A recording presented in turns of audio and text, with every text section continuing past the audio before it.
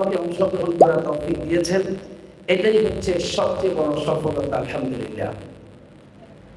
এখান থেকে পুরস্কার পাও অথবা না পাও, যদি পেয়ে থাকো আলহামদুলিল্লাহ, আল্লাহ শুকর আদায় করো।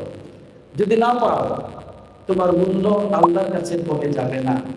কারণ তুমি একদিন এই প্রচেষ্টার মাধ্যমে তুমি যে আল্লাহ তাআলাকে দেখাতে সক্ষম হয়েছ, তুমি আল্লাহর লোকজনকে ভালোবাসো, উলামায়ে কেরামদের মজলিসকে ভালোবাসো, তুমি চাও এই বাংলার বুকে একজন শ্রেষ্ঠ সন্তান হতে, তোমার এই পবিত্র স্বপ্নকে তোমার রব ব্যর্থ করবেন না।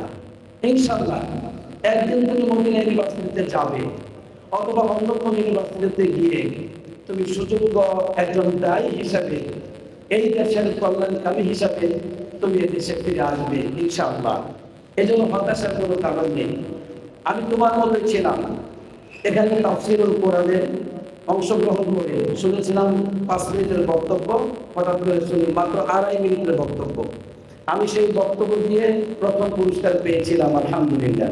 আমি মনে করছি সেই পুরস্কার পাওয়াটি আমার জীবনকে পরিবর্তন করে দিয়েছে আলহামদুলিল্লাহ। সুতরাং তুমি যোদ্ধা, তুমি এই ময়দানে এসেছ মানে তুমি যোদ্ধা।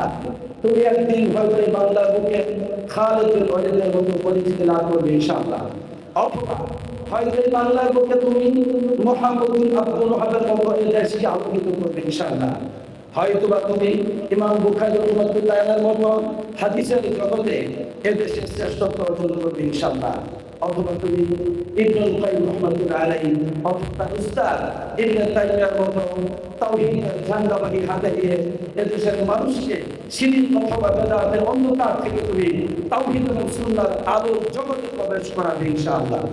সুতরাং হতাশা নয়, আমাদের রব তিনি আলিমুল কাবীর, তিনি খলিকুল হামিদ, তিনি দুর্বলকে শক্তিশালী করেন, তিনি পবিত্র আত্মাকে পছন্দ করেন।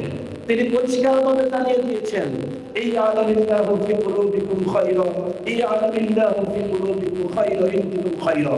তোমাদের অন্তরে যদি কোনো পবিত্রতা থাকে, যদি কল্যাণ থাকে, তাহলে জেনে রেখো তোমাদের রব তোমাদেরকে সেই কল্যাণ দান করবেন। সুবহানাল্লাহ। সুতরাং আমি তোমাদেরকে এটাই বলতে চাই, আসো আজকে এই জায়গা থেকে প্রতিজ্ঞাবদ্ধ হই, আমরা এই সালাফি মাদ্রাসায় পড়াশোনা করে আজকে এই মদিনা ইউনিভার্সিটির এবং অন্য ইউনিভার্সিটির অক্লান্ত পরিশ্রমে তারা 6টি মাস পরিশ্রম করে অনুষ্ঠানকে সাজিয়ে আমাদের সামনে উপস্থাপন করেন।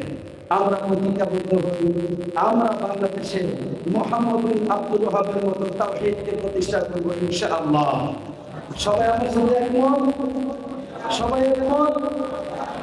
তোমাদের আমাদের স্বপ্ন একটি, এই বাংলাদেশকে নিয়ে বাংলাদেশকে মুহাম্মদ বিন আব্দুল ওয়াহাবের মতো একটি তাওহীদের রাষ্ট্ররূপে পরিণত করতে চাই, সংস্কার করতে চাই।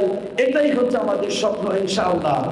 সুতরাং ব্যর্থতা নয়, অত্যন্ত সুদূর প্রসারী স্বপ্ন নিয়ে আজকে আমরা এই ময়দান থেকে, এই জায়গা থেকে বিদায় নিব ইনশাআল্লাহ। আল্লাহ সেই তৌফিক দান করুন, আমিন। আল্লাহ তাআলা অনুষ্ঠানকে কবুল করুন, আমিন। আসসালাতু ওয়াসসালামু আলা নবিয়িনা মুহাম্মদ ওয়া আলা আলিহি ওয়া সাহবিহি আজমাইন।